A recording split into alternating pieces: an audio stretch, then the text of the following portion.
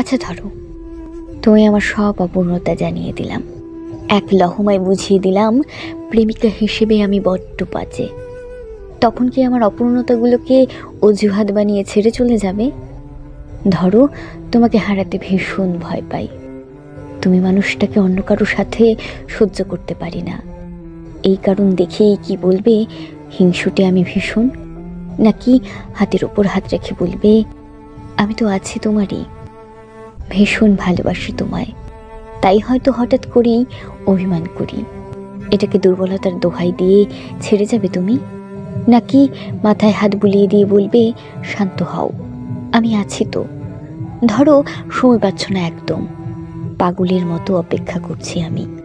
ভীষণ মাথা গরমে ফুপিয়ে উঠে যদি বলি আমাকে ব্যস্ততার মাঝে কিছুটা সময় দাও, এটা আমার অধিকার, তুমি কি তখন রাগ করে বলবে এখন আমি ভীষণ ব্যস্ত, ছেলে মানুষই করো না? নাকি বলবে একটু অপেক্ষা করো, আমি তো পুরোটাই তোমার?